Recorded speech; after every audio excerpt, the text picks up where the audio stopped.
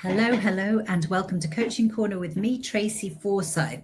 So, recently I was a guest on a podcast called The Switch, which is about making a career change. And one of the questions I was asked was, when it comes to fulfillment at work, does it require a complete career overhaul or just a mindset shift?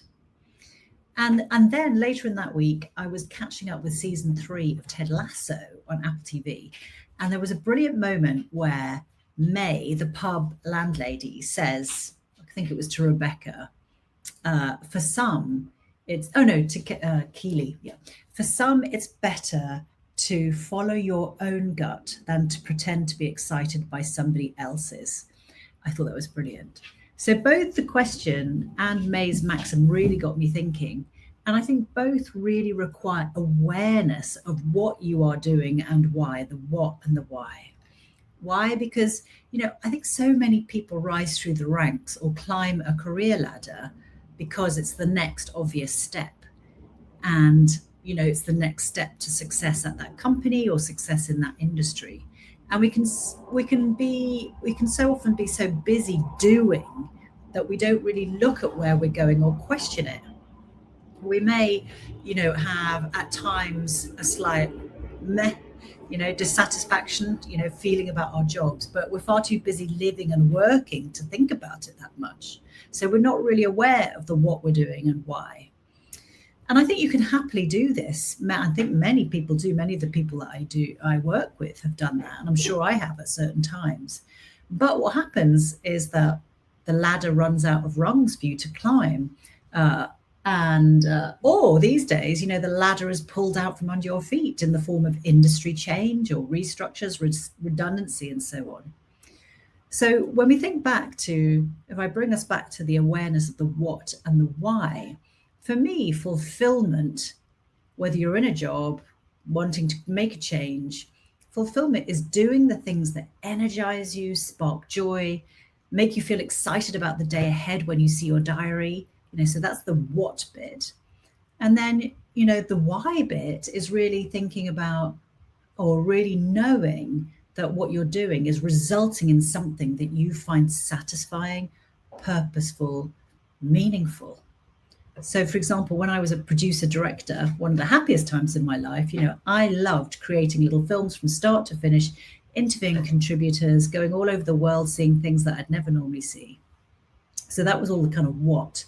And the result was films that hopefully would entertain people and inform people and hopefully help those contributors in the film. So that was the why. I wanted to entertain and help. So now that I'm a coach, the bit that I love, the what I love, is the variety of working with lots of different people and helping them grow in confidence, casting off self-doubt, becoming fearlessly themselves. So that's the what I love doing. And the why is that really stems from the fact that I think too much talent goes to waste and the world loses out as a result. So if I can help somebody, if I can work with somebody to help them become fearless about who they are, what they stand for, what they want, and help them achieve great things, then I think the world in general, that they benefit. So for me, that's very meaningful to me. So to answer the first question, I don't think that finding fulfillment at work means a complete career change unless you don't like what you're doing and it has no meaningful impact for you. But I do think it's really worth asking that question wherever you are, whether you're a solopreneur, whether you're in a big corporate, wherever you are. The question is, what is it that you're doing? What is it that you're doing? And why? Why are you doing it? Are you just on that treadmill? Are you just on the next rung of the career? And or is it on purpose? Do you find it fulfilling? And in response to May's wisdom from Ted Lasso, I would ask, or to add to that, I'd say, how much are you following your own gut, or just pretending to be excited by somebody else's?